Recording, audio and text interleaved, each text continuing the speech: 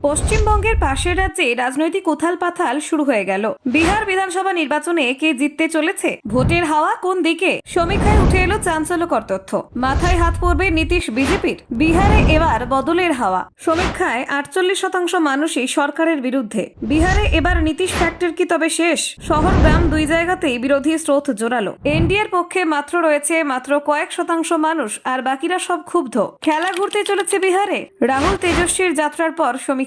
বিহারে কি তবে বড় চমক? বিরোধী হাওয়ায় টালমাটাল বিহার। এনডিএর ঘুম উড়িয়ে দিল সার্ভে রিপোর্ট। গ্রামীণ বিহারেও হতাশা চরমে। 48% মানুষই বলছেন সরকার বিদায় নাও। নিরপেক্ষতার হার বাড়ছে। ভোট বাক্সে কি তবে নতুন সমীকরণ তৈরি হতে চলেছে? কোন দিকে ঝুঁকছে বিহারের মানুষ?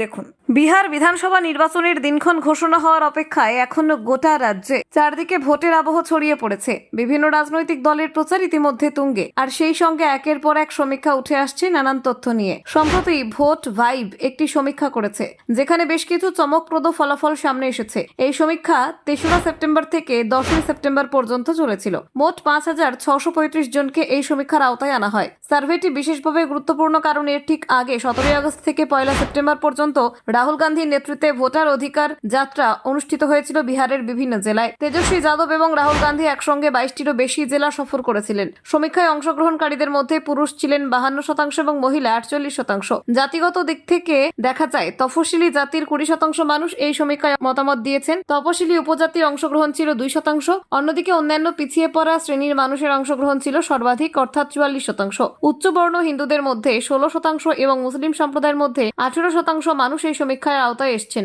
এছাড়া অন্যান্য শ্রেণীর 1% মানুষের সঙ্গেও কথা বলা হয়েছে। ভৌগোলিকভাবে শহর ও গ্রামের মানুষের অংশগ্রহণেও ভিন্নতা দেখা গেছে। শহুরে জনসংখ্যার থেকে 30% এবং গ্রামীণ এলাকা থেকে 70% মানুষের সার্ভেতে অংশ নিয়েছেন। ফলে উভয় ক্ষেত্রেই প্রবণতার স্পষ্টভাবে উঠে এসেছে। প্রথম প্রশ্ন ছিল, নীতিশ কুমারের নেতৃত্বাধীন এনডিএ সরকারের প্রতি মানুষের মনোভাব কেমন? সরকার বিরোধী প্রবণতা রয়েছে কিনা তা নিয়ে মূলত প্রশ্ন করা হয়েছিল। ফলাফল যথেষ্ট তাৎপর্যপূর্ণ। সমীক্ষায় 48% মানুষ সরাসরি বলেছেন বিহারের শক্তিশালী সরকার বিরোধী হাওয়া বইছে। অন্যদিকে 27.1% মানুষ জানিয়েছেন তারা বর্তমান সরকারের পক্ষে। নিরপেক্ষ মনোভাব পোষণ করেছেন 20.6%। আর 4.3% মানুষ বলেছেন তারা এই বিষয়ে কিছু জানেন না বা মত দিতে চান না। শহর ও গ্রামের তথ্য আলাদা করে দেখলেও ছবিটা মোটামুটি একই রকম। শহরের 48% মানুষ বলছেন তারা সরকারের বিপক্ষে, প্রায় 31% মানুষ সরকারের সমর্থনে মত দিয়েছেন, 17% নিরপেক্ষ ছিলেন এবং 4% বলছেন তারা কিছু জানেন না। গ্রামীণ এলাকায় একই প্রবণতা লক্ষ্য করা গেছে। 48% মানুষ সরকার বিরোধী কথা বলেছেন, তবে এখানে